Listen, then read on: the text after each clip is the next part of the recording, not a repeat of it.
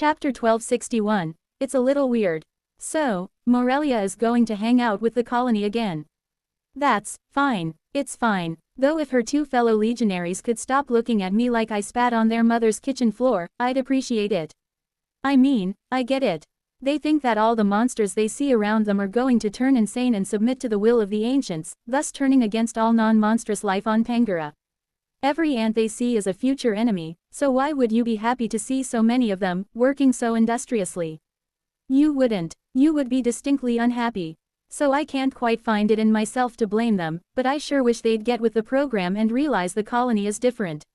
We won't be succumbing to any such outside influence, thank you very much.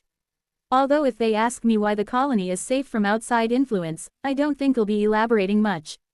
Which leaves me with only one course of action. If I amass meritorious deeds and allies, then the Legion won't have anyone to help them if they decide to try and exterminate the colony. So, are you really cleared to stay here for a week?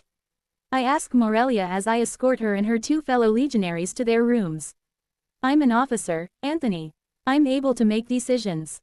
Really, your commanding officer doesn't care if you hang around here for a couple of weeks and go on maneuvers with a group of monsters. That's not what I would have expected.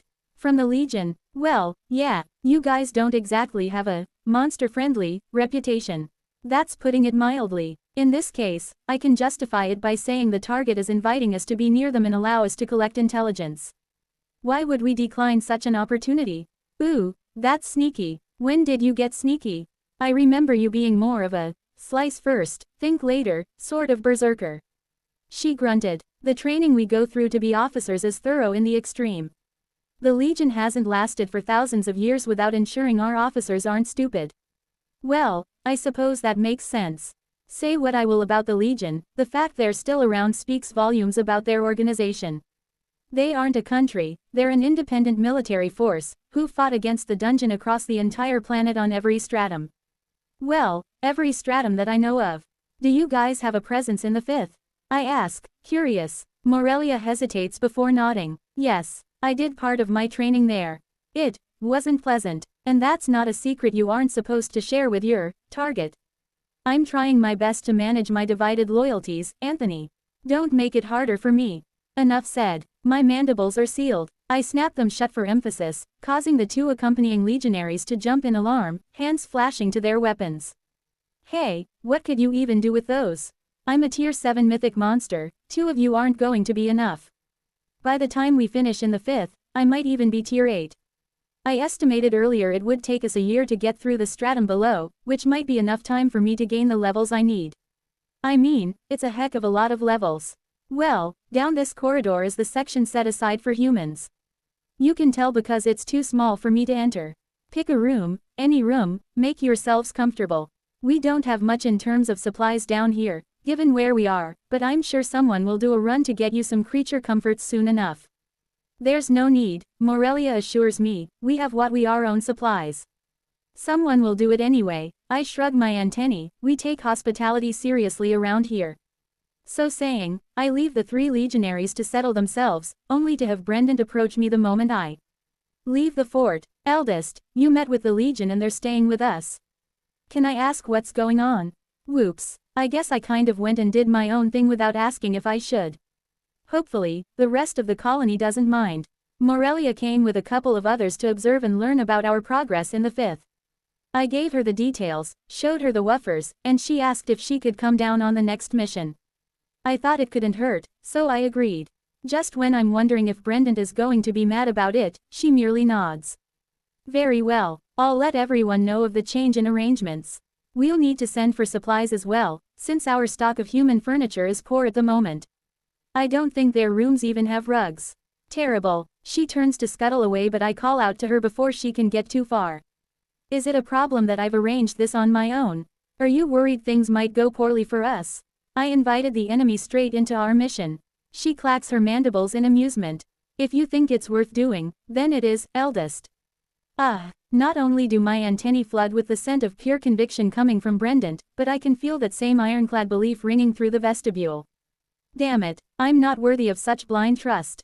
Without another word, Brendan is off, ready to take care of the administrative details my change in the plans has brought about.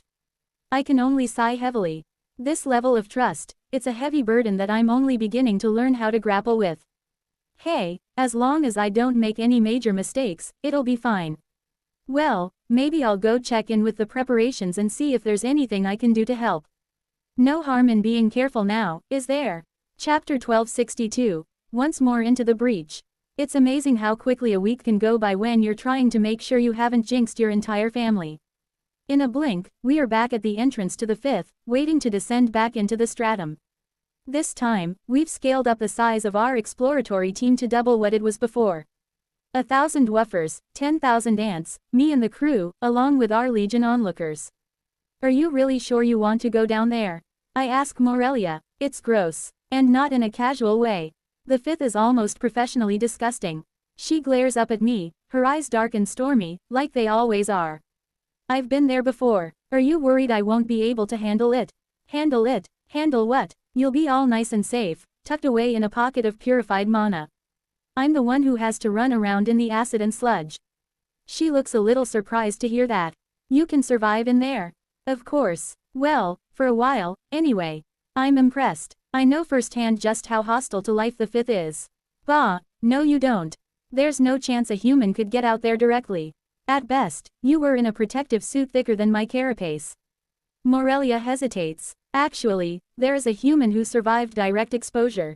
Let me guess. Your dad. That guy is terrifying. I never want to see him, or his axe, again for the rest of my days. Of course not. It was my mother. Of course it was. What is wrong with your family? Don't get mad at me. They're the weird ones, not me.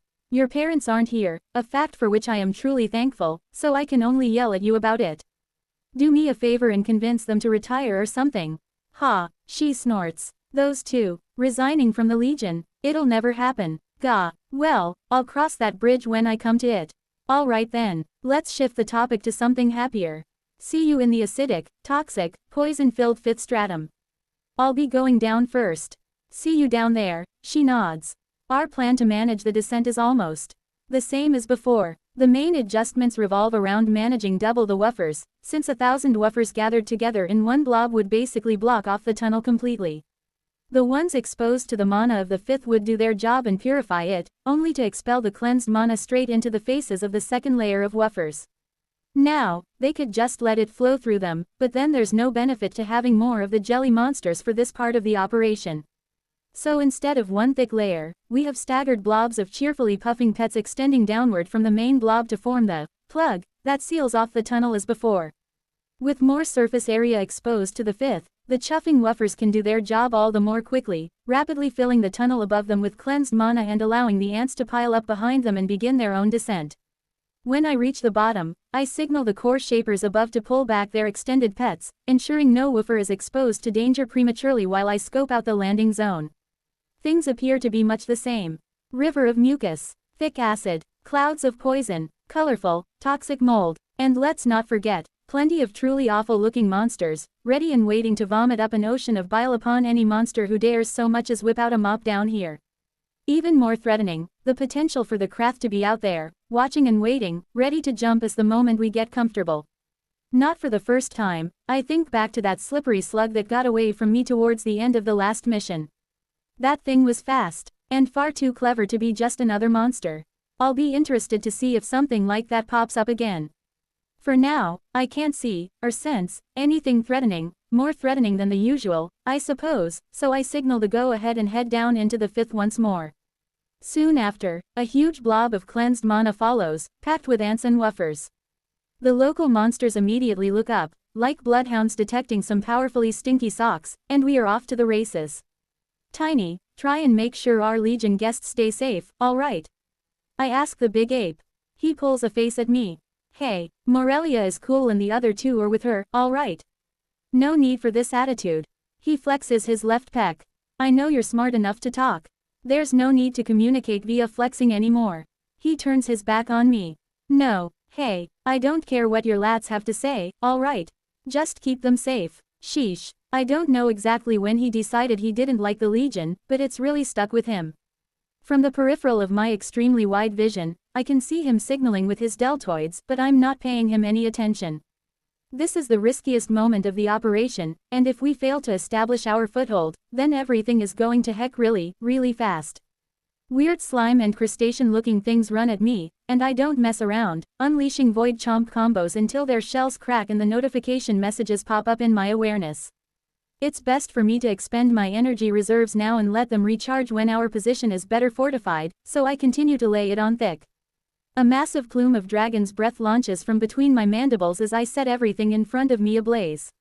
Smaller monsters are straight up roasted, but the bigger ones, and the mucus-filled environment itself, remain stubbornly resistant to fire. I mean, I could launch a gravity bomb, but that spell doesn't play well with my siblings, so it's off the table right now. So instead, I do it old school. The omni-elemental construct spins and whirls as I push it to its limits, whipping out multiple elements in a constant stream. Spears of ice, jets of fire, globs of lava, hissing vents of steam, shard-filled, cutting winds. I unleash all of it, along with my trusty mandibles, for a full hour, until things finally settle down enough for me to retreat into the safe zone and dedicate myself to eradicating all the toxic mana that slipped past my guard. There's a lot. Using that much magic required many mind constructs, which left my defenses too low to fend off the native mana properly. A worthy trade-off, in the end. Within the center of the formation, Morelia is standing along with her two allies, close to the woofers, watching everything happen with wide eyes. Welcome back to the 5th, I say expansively, waving an antenna at the surroundings. Did you miss it? No, I didn't. Chapter 1263. Something she never imagined. Morelia gripped the hilts of her dual blades tight, but knew she wouldn't get the opportunity to use them. Ants were watching her at all times, and she'd been instructed not to participate and throw off their carefully laid plans. The colony moved with incredible efficiency, every member knowing where they needed to be at any given moment. On the surface, it looked like chaos, giant insects crawling all over each other, working here and there, carrying, molding, enchanting, digging, but when she followed a single ant, there was always a purpose to their movements. In almost no time at all, the, oddly innocent-looking, woofers, had been installed inside a formation, channels were dug, and a steady flow of 5th stratum mana was being fed to them. It was remarkable looking at them. The creatures seemed to be completely immune to the toxifying effect of the mana, absorbing a constant stream of it and releasing a dense, blue, cleansed energy in its place. All the while, they wobbled back and forth and released those short chuffing noises from which she assumed the colony had derived their names. They were, oddly compelling. She found it difficult to tear her eyes away from them, but she forced herself to. There were more important things to focus on at the moment. Are those creatures really unaffected by the mana of the 5th? She demanded of Anthony, not because she was concerned for their safety, she simply wanted to know. The woofers. I don't know, I didn't design them. I'd have to ask Ellie or Bella. Probably after we complete this mission, they'll be monitored and checked for wear and tear. The giant ant was resting now after running wild out in the poisonous atmosphere of the 5th. Without him fighting off dozens of monsters by himself, it would have been impossible for the colony to establish such an effective beachhead so quickly. And how badly are you affected? She asked him. Who? Me? Oh, it sucks. The acid burns me constantly, I have to regenerate myself all the time or else my joints will dissolve to nothing. The mana invades at every opportunity and I have to keep it away from my core, but it seeps into my body anyway and starts eating me from the inside out. Bottom line, I hate it. The legionary chuckled at his frank dislike for the environment in which he found himself. It wasn't all that surprising. She'd been out there herself and had heard stories of what even a second of exposure would do to a human. What's so amusing, Tribune? Marcus asked her. For a moment, she'd almost forgotten that they were there. Marcus and Grayson, her fellow legionaries who had come a lot further and stayed a lot longer than they'd expected when first embarking on this trip. Neither of the two seemed all that comfortable here in the 5th, eyeing the surroundings with more than a little wariness. I was amused to note that the ants are struggling just as much as we do when entering the 5th, she told them a half-truth. Though I believe you two haven't trained here before. That's right, Tribune, Grayson noted. I have to say, I'm not sure yet if this stratum is living up to its reputation. Now that made Morelia laugh out loud, a short and sharp bark of rough amusement. I take it I've made an ignorant comment, Tribune, Grayson said. Yes, she agreed, you have. She gestured to the bubble of safety in which they were currently standing. If you were to step outside of this blue mana for a few seconds, you would be dead. No ifs, no buts, no healing, no saving you. The mana of the fifth is self-propagating. Once it gets a hold, it'll make more of itself until it takes over your body and eats you from the inside out. She gestured toward Anthony, who now had a full pack of little ants crawling over him which he tried to poke away with his antennae, but they seemed inordinately skilled at dodging them.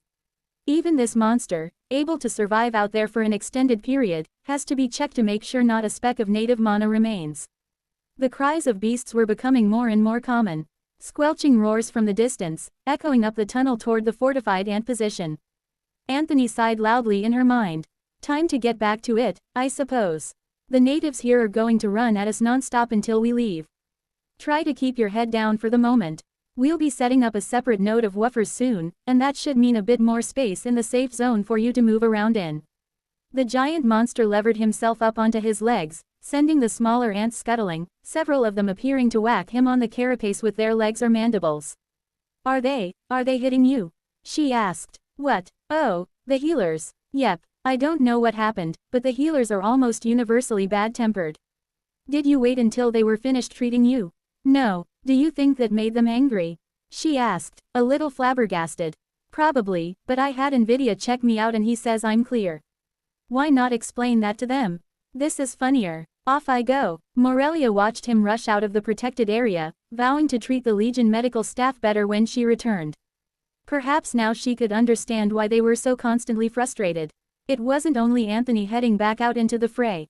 Tiny, Chrysalis and Nvidia, Anthony's other pets, also stepped up and became more active, blasting back the raging monsters as they rushed forward. The rage of the 5th stratum-born monsters was a sight to behold. Morelia felt as if she were in a wave as she watched them throw themselves against the ants with mindless violence. Only when she noticed how they spewed thick bile, or sprayed clods of mucus, rich with toxic mana, as they died, did she realize what was happening. The 5th did not want to be conquered, and it started fighting back. Chapter 1264. Tolly Goes Home.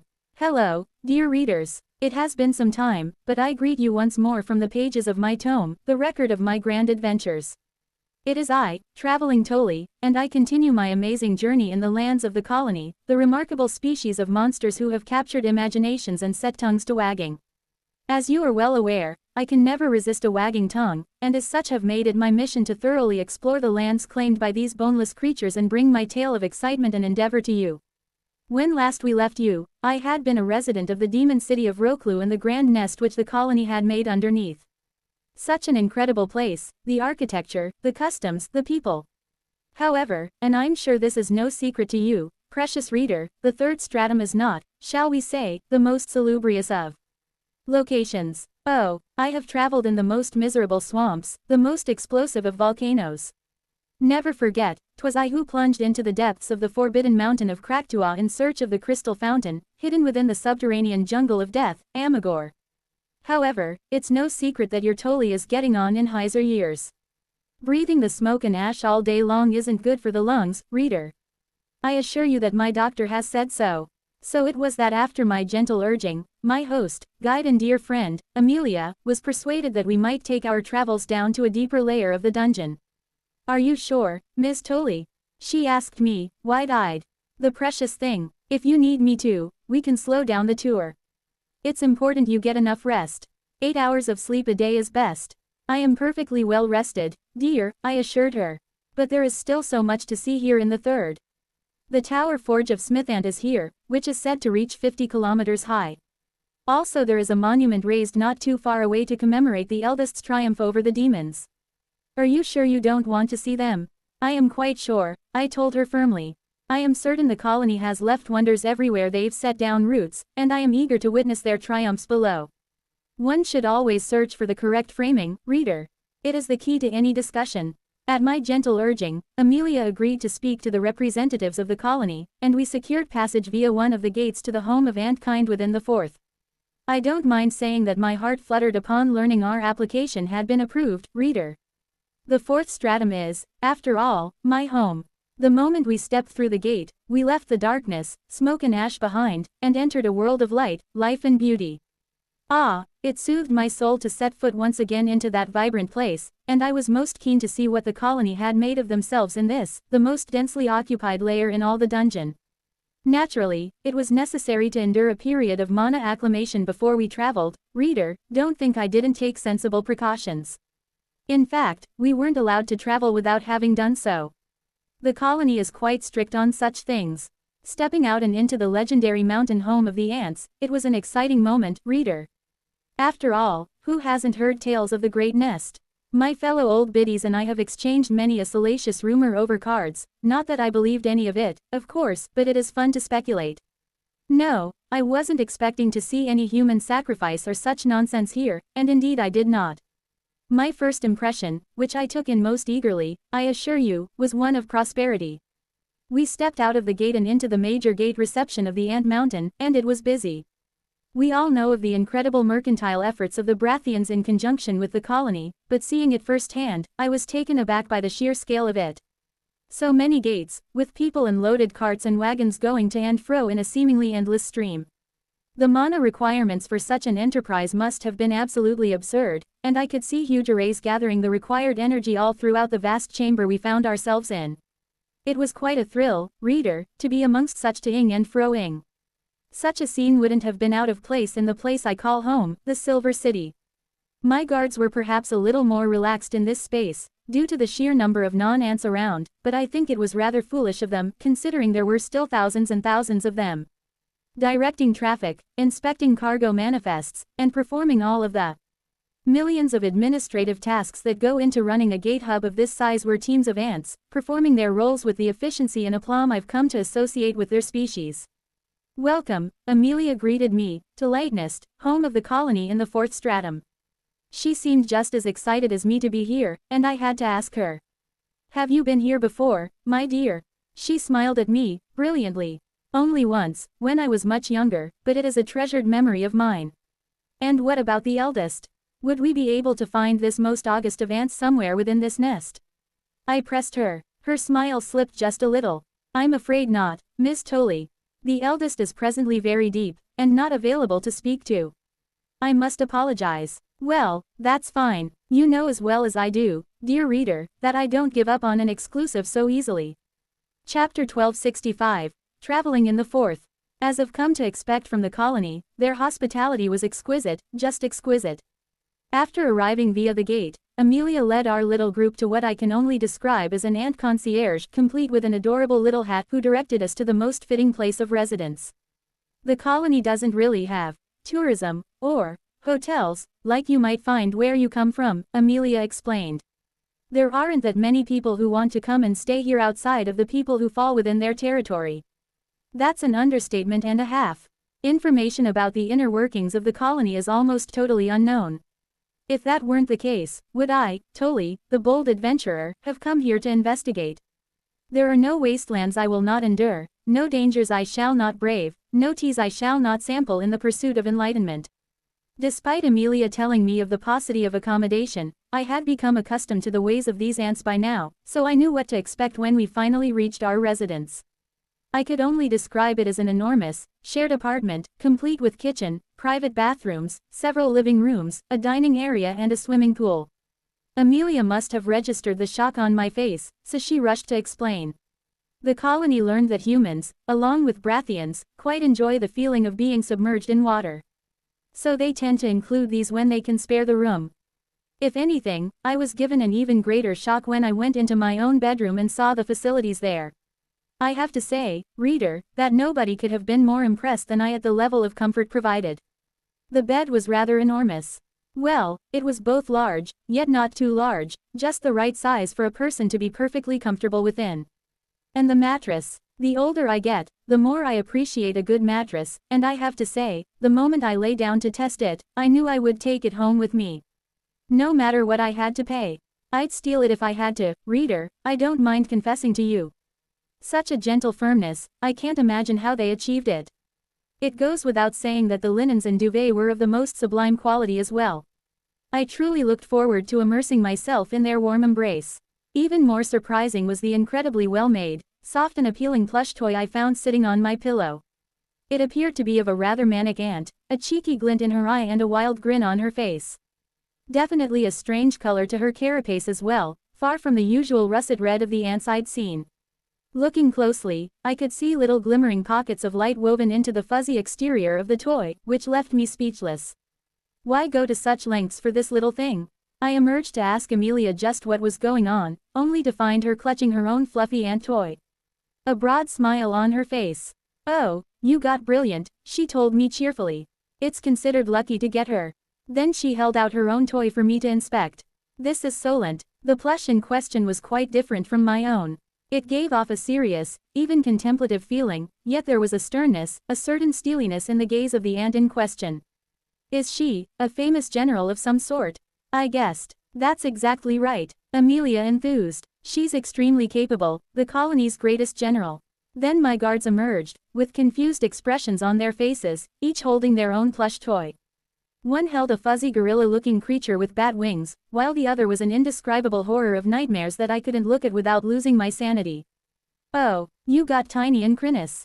They're so rare." It turns out the plushies are quite the collectible items within the colony, since they don't give out that many and most of the ants want to have at least some of them. Naturally, I asked which was the most rare, because of course I did, reader. If there is a rare collectible item, I must have it, to display over my mantle so that it may lord over my social circle silently with its majesty. I was quite surprised when I got an answer to my question. "The rarest of them all." Amelia pondered for a moment. "Let me think for a moment. It isn't the eldest?" I asked. "I certainly expected it to be that most revered of ants." "Oh no," Amelia laughed, "everyone has the eldest. They make way more of them, the demand is so high." Where I had expected that the esteem in which the eldest was held would place that august figure as the most rare in the collection, instead they became the most common. They've done it backwards. I still insist that it's backwards. If I were to say which was the most rare, though I'm only guessing, I think I would say it's the queen. As in the first queen, yes. That confused me a little. I thought she, too, would be wildly popular. "She has always hated being overly revered by her children," Amelia confided to me, leaning forward and speaking softly, "so nobody wants to be caught with a plush of her and make her sad. In the eyes of the queen, things like this are frivolous wastes of resources and she doesn't approve. A down-to-business sort of woman. I can certainly appreciate that.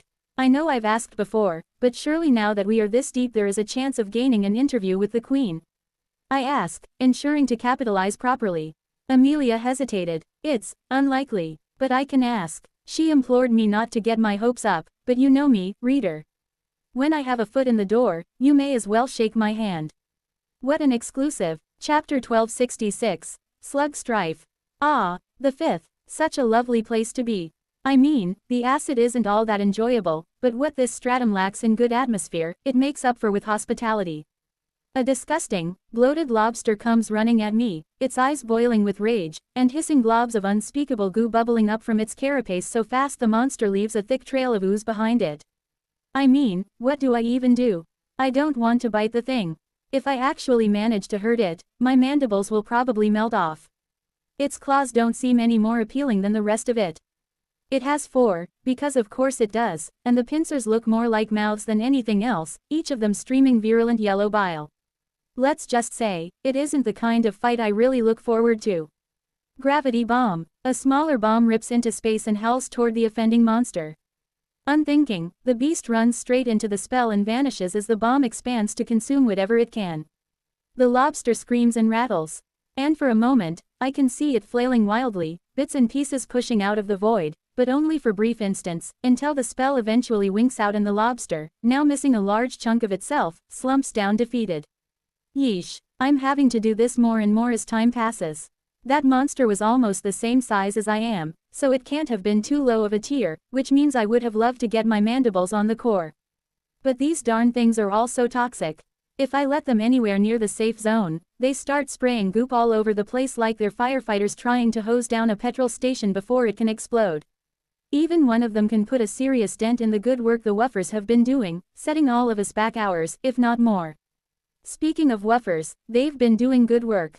I cast my eyes about, but I don't see any more major threats for the time being, which gives me a little time to check myself over, and inspect the work the colony has been doing. Which is a lot. The woofer zone has now been expanded to include a brand new zone, the two separated by several hundred meters. There's all sorts of fancy shenanigans going on between the two packs of woofers, channels dug into the floor of the tunnel to move both toxic and pure mana from one side to the other. I'm not sure how it all works, I certainly wasn't the one to do the math, but it seems to be working well, and it won't be long before the two separate bubbles of purified mana connect in the middle. When that happens, we'll have a long stretch of tunnel that has no toxic mana in it whatsoever.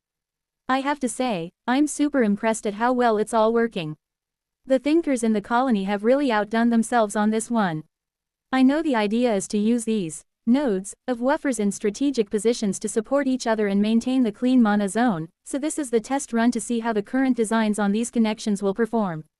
Of course, the usual ants are there, closely monitoring the situation, taking down numbers on their pheromone slates and checking that things are working as intended. The main bottleneck I can see is our woofer count. No way we can maintain a whole pack of 500 woofers at every section. I have no idea what cores these little globs are made of, but we can't have an unlimited supply of them. Which means we need to get them to evolve and hope we can do more with less. How's it going out there, eldest? Brendan calls out to me, her pheromones somewhat fuzzy. Can you continue? For a little while, I respond, but I'll need a break in around 10 minutes.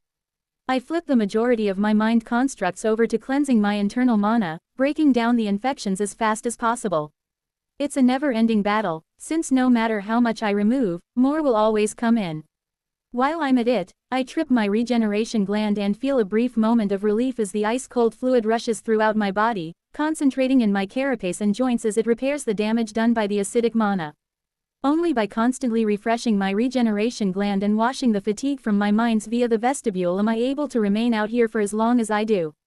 Endless stamina and regeneration really do come in handy. Just as I ready myself to intercept another large monster rushing forward, one of my antennae twitches. I swear I just sensed something.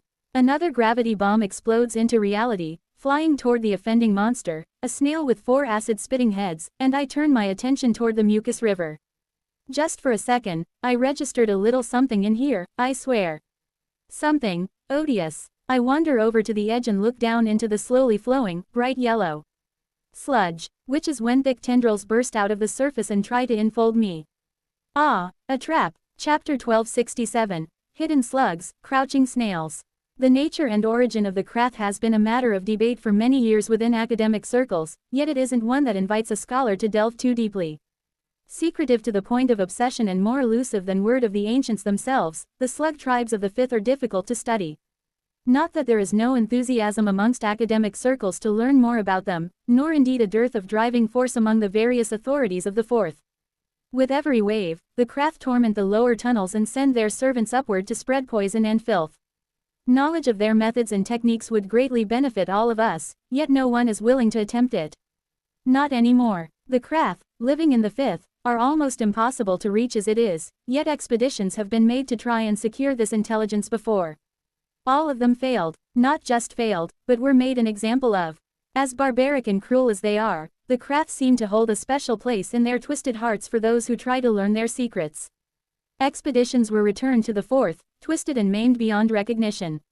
Sometimes, only pieces were recovered, left in the open for others to collect.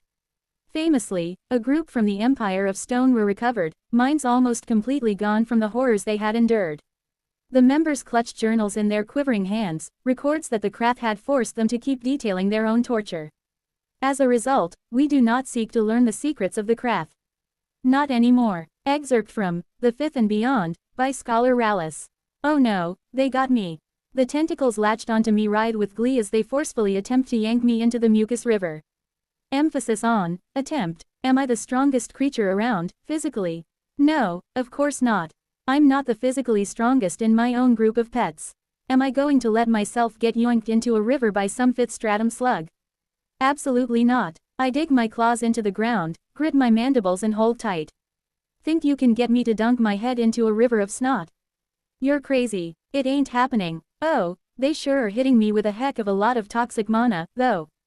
Yikes. Everywhere the slimy limbs touch me is flooding my body with the horrible stuff, so much so my mind constructs are struggling to break it all apart before it can begin to replicate. Still, I'm not in real danger. Any second now, this situation is going to change. Any second. Get your filthy claws off of my master. Chrysalis screeches. In an instant, the tunnel around me is plunged into perfect darkness. I can't see a thing, but I can certainly sense my loyal friend's mana. As the light is chased away, she emerges from all around me, latching onto the monster who's taken hold of me and devouring all of it she can reach. Hey, Chrysalis, don't eat that stuff, the poison will get inside you. Get out here, trash. I must rend you apart for this insult. Heedless of my warning, she plunges her own limbs into the river, 1,000 of them, seeking and twisting through the thick sludge, seeking their target. I can only sigh to myself. She's as dedicated as always, but seriously, she needs to look out for her own health a little more. Nvidia, can you make sure to detoxify Chrysalis as much as possible? She's being a bit silly right now. ISSSS shall LL. There's a violent tussle in the water, a vigorous struggle, and then, Chrysalis employs her most deadly weapon. The moment she finds the creature, she homes in on its head and drives in her soul seeker cilia with a cry of savage triumph. A moment later, the beast itself emerges from the river, howling in despair and flailing wildly as it tries to fight off the monster of darkness attacking it. I feel a bit sorry for the thing at this point, but it's too late now.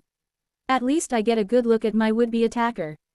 This monster clearly comes from a different evolutionary tree than most of what I've fought so far in the 5th. It doesn't look slug or snail-like at all, rather a kind of mucus starfish, except with way more than 5 points. Chrysalis has driven her tentacles right into the center of the beast, tormenting it while the monster thrashes about, flinging goop all over the place.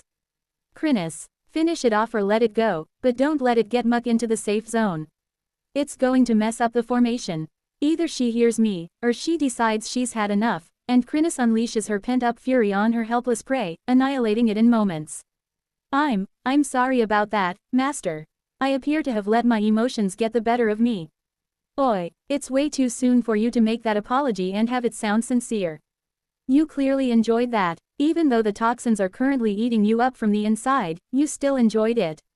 I can tell. Let's get you back to the safe zone, I tell her. You need to be cleansed before something bad happens. And of course, as if I'd spoken it into being, something bad immediately happens. More goopy limbs burst forth from the river, seeking and writhing toward me. Warned by my antennae, I leap back. I might have let myself get caught the first time, but this looks a little more serious. Seconds later, the thick sludge of the river surges as a dozen of the same creepy starfish emerge, ring-shaped mouths gnashing on the lower side of their center mass. Even more alarming, the first monster, which Chrysalis had separated into fun-sized components, has begun pulling itself together, the pieces undulating together and merging into a congealing pile of goo. This seems a little too coordinated to be a random dungeon attack, right? Chapter 1268. Battling in the 5th. Before Chrysalis can dive headlong into the enemy and give herself a terminal case of toxic mana poisoning, I rush back to the safe zone, alerting the ants as I go. We've got an attack. Weird things coming out of the river.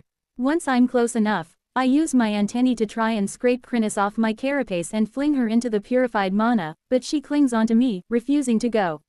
More accurately, she lets her body become shadow, and my antennae just slide straight through her. Heck of a trick. Chrysalis, get into the safe zone, that's an order. I want to help fight. Sure, do it from inside there.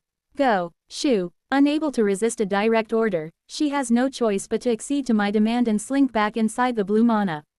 Nvidia is already there, hovering over the blob of darkness, healing and cleansing her of the infection she's accumulated.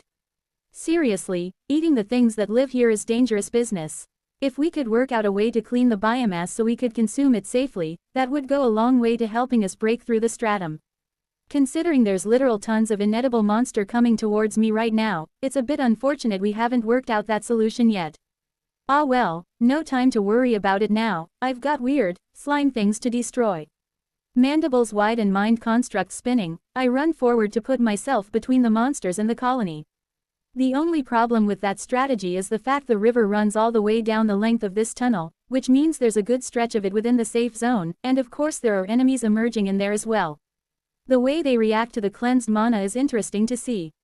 We know that they hate and try to destroy it, but actually being inside it, let's just say it doesn't seem to agree with them. The moment the monsters emerge, they writhe in pain as the mana which is safe for us proves to be deadly toxic to them. There's a limited number of them inside the purified area. Perhaps they were all going to emerge in there, but one of them jumped the gun when I got too close to the river. As it stands, I shouldn't need to help out with that part of the fight, considering who else is inside. Tiny, take care of the monsters in there. I'll deal with the ones outside. I don't need to see him to feel the grin stretch across his bat-like face. With a primal roar, the giant ape leaps into battle, fists crackling with lightning and eyes blazing red. And keep a close eye on them even after you beat them. They seem to be able to pull themselves back together or something. Keep fighting until you get the notification from Gandalf. If anything, the news that these opponents can take a lot of punishment only seems to fire him up more. Typical. As for me, what the heck am I going to do? I don't want to get too close to these things. I've already got a dangerous level of toxin exposure, and getting wrapped up by half a dozen of these things wouldn't help the situation. With the bulk of my mind constructs devoted to purifying myself, I guess I'm going to have to go about this the old-fashioned way.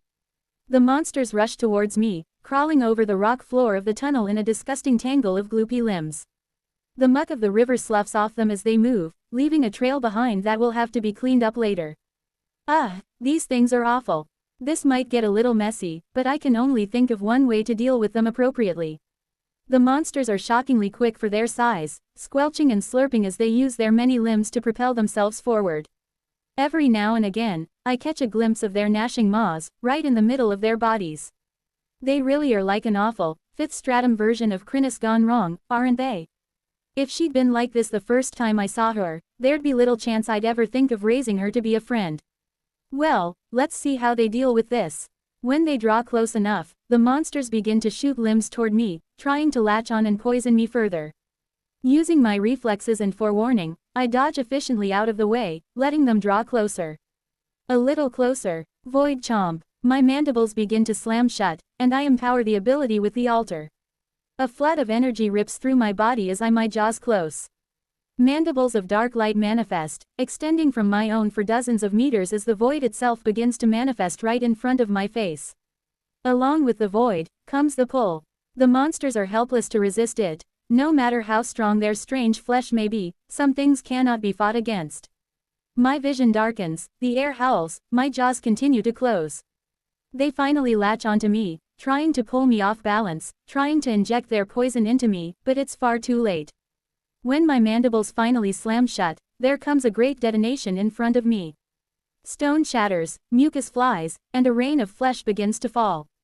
Oh, that's disgusting. The empowered Void Chomp has, once again, created quite the scene in front of me, the terrain of the tunnel having been rearranged rather significantly. The problem is, the monsters charging me basically exploded under the impact of my bite. There are bits of them everywhere. And I still haven't heard any notifications. All over the tunnel, even within the purified area, little globs of monster begin to pull themselves together. Chapter 1269, A Thought for Leroy. These things seriously don't want to become biomass so bad they're going to reconstitute themselves from tiny chunks of goop. How are they even alive? I feel like I'm fighting the 5th stratum equivalent of Leroy and the Immortals. Did this monster put all of its evolutionary points into cheating death? The individual blobs writhe and roll over the floor, leaving a sizzling trail of acid behind them as they go. My fellow ants are hesitant to engage, wary of spreading toxic mana throughout the safe zone, whereas Tiny is enthusiastically smashing every bit of ooze he can see into ever smaller pieces. He doesn't seem to be successful in actually finishing them off, though. No matter how small the pieces get, they start to pull themselves back together all the same. That doesn't make any sense. There has to be a core in there somewhere. Well, I suppose there doesn't have to be, but a monster that evolves without one is hardly going to be strong at all, no matter how far they go. Or perhaps cores can take a different form. I was offered an evolution that basically turned me into an insubstantial wisp of energy sort of thing. Where the heck would my core go in that body? I have to say, if we manage to find a way to finish these lousy things but don't get a core out of it, I'm going to feel cheated.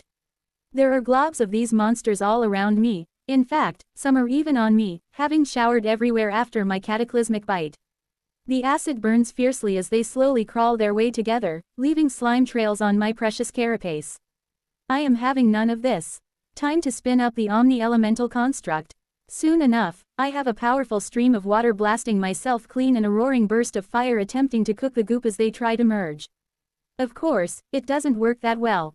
The fifth seems to have known instinctively that burning everything here with fire would be most people's reaction to seeing the place and has built in resistance accordingly.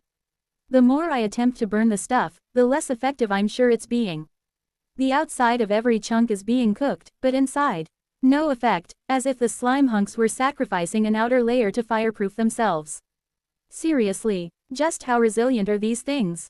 This is getting ridiculous. All around me, the goop piles are growing larger and larger as more of the masses pull themselves together. Limbs are starting to reappear, and soon enough, some of them will be whole again, as if I'd never hit them with an empowered void chomp at all. That's the empowered void chomp. To think a monster exists who can just shrug it off as if it was nothing. I'm not happy about this, Gandalf. Someone is cheating the system. I call foul. Bah, there has to be a way to destroy these things, and I'm going to figure out what it is. I angle myself away from the colony and the safe zone, switching my regular fire to Dragon's Breath.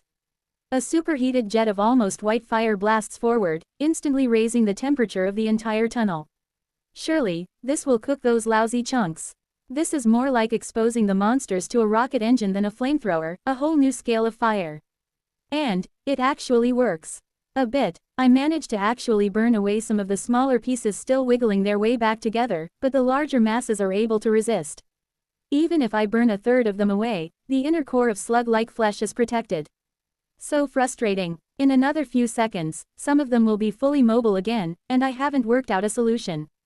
I suppose what I can do is make sure they aren't a threat while we try to figure things out in the meantime. Tiny, don't worry about the little pieces, but when they get big enough, smash them apart again. I'll try and figure out a way to finish them off. Fine. Tiny has been happily rampaging away inside the purified mana, but he's only made the problem worse, spreading toxic goo all over the place. We need to figure out a way to break these things down on a fundamental level. I could just bite them all into small pieces and burn them, but not everyone has access to Dragon's Breath. In fact, only I do, so how is anyone else going to deal with them? I race around the battlefield, chomping away at every near-reformed monster. My mandibles slice through their bodies, but receive significant acid damage in return, which isn't ideal. After cutting through a dozen of them and flinging the pieces apart, it's going to take another minute or two for them to reform, but I can use that time to come up with a solution. NVIDIA, I ask desperately, do you have any ideas on how to deal with these things? The demon's voice purrs in my mind, inordinately pleased. Yes, you can depend SSSS on me. I mean, alright, I suppose I am at the moment. They must SSST be destroyed by breaking apart their mana. That sounds completely exhausting. How long would that even take? Break them down, piece by piece, by attacking their mana. First of all, breaking apart the mana within a creature is hard. Second of all, 5th stratum mana is self-replicating. Could I even break one down faster than it repairs itself? There ISSSS no need to breaks them. Wait, you just said. There are creatures SSSS here who SSS specialists in doing this. Is he talking about the woofers? You want us to feed these monsters to the woofers? Would that even work? It ISSSS possible. It will be faster than doing it all myself. That's when I finally notice NVIDIA floating around inside the safe zone, flapping his little wings every now and again to get a little more lift. Everywhere he goes, chunks are withering away and dying, but only the smallest ones. Even he is struggling to manage the larger pieces. Alright, we'll give it a go. Chapter 1270, Unique Problems. Unique Solutions. By the time we manage to isolate some small pieces and place them into the woofer intake pipes, several of the lousy monsters have pulled themselves back together and I'm forced to chomp them again. Repeated exposure to toxicity and acid is really starting to take a toll on me, and I'm going to need a break sooner rather than later. Even Tiny is struggling inside the safe zone, his fur becoming patchy in areas where he's been burned.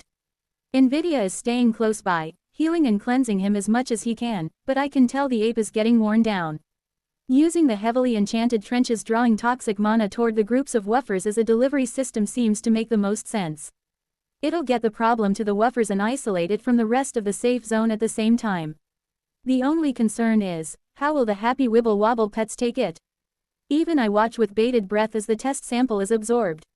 The woofers have been happily doing their thing for ages now, absorbing the toxic mana in a constant stream and releasing a dense cloud of purified energy that fills the safe zone. For a moment, it's difficult to tell what is happening. Even my senses struggle to keep tabs on such a small bit of mana. NVIDIA, can you tell what's happening in there? It appears the pieces have been absorbed. Oh snap, so one of the woofers has actually taken it in. Yes. A few moments later, I pester him again. So, what's happening now? Waits a moment. Exactly 1 moment later. How about now? Interesting. USSS should be able to essence it too. I cast my mind toward the woofers, confused.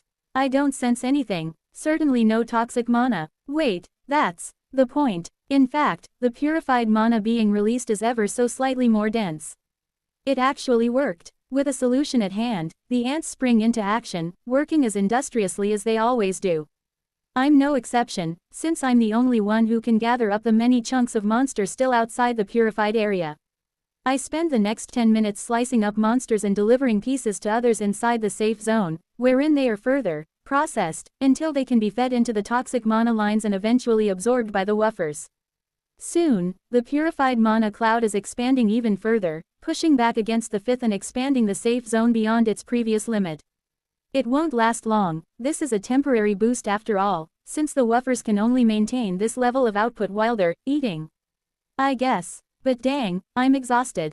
Not physically, or even mentally, thanks to my constant state of refreshment, but I am thoroughly toxified at the moment and my body does not feel good. I stagger into the safe zone and plop myself down in some clear space. The moment I step inside, I feel a bit better. The purified mana begins to seep into me, warring against the poison I've absorbed.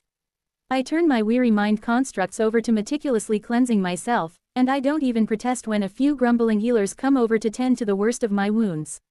My mandibles have it the worst. They've been etched and melted by the act of biting and carrying chunks of those creatures around. My precious mandibles. Eldest, you're a mess, one of the healers mutters. How did you get this much damage to your carapace? Are you even trying out there? Hey, I'm working hard. It's not easy out there, you know. Sheesh. Truth be told, my carapace isn't nearly as bad as it looks. The acidic effect of the fifth is strong, sure, and every monster I fight only makes it worse by spreading goop, slime or mucus which is even more acidic. However, my carapace is made of gravity-compressed diamond. It's dense. Absurdly dense. It's going to take a heck of a long time for any acid to burn through it. No, the worst of my injuries is not the carapace, but my joints, antennae, eyes and other, less well-protected bits of myself. Despite regularly flushing my system with regeneration fluid, the damage outpaces my rate of healing at times. Gradually, my body begins to feel better, and Tiny, Chrysalis and NVIDIA come over and plop themselves down next to me. Tiny also suffered quite a few burns, but NVIDIA has been patching him up well. Nice work, gang. Chrysalis, are you feeling better? No major issues. No, I'm fine, thank you master. Good, maybe don't eat any more 5th stratum monsters. I will, try. There's quite a bit of excitement over at the woofers from the many core shapers watching over them. Lots of running about, antennae waving and prodding. I snag a messenger shooting past me and ask what's going on. The woofers have leveled up and seem to have absorbed cores, eldest. She reports before dashing off to report to the generals, and presumably Brendan. Cores. XP. So they actually did finish them off. That's interesting. Did they get biomass too? I look over at the wibbly blobs of blue goo, happily chuffing as they continue to absorb pure filth and turn it into clean, bright mana. Are these things going to be the worst nightmare of the 5th stratum monsters? Stranger things have happened, I suppose. The idea of Krath running in fear from a cheerful pack of slow-moving woofers is amusing, but unlikely to come about in reality, I suppose.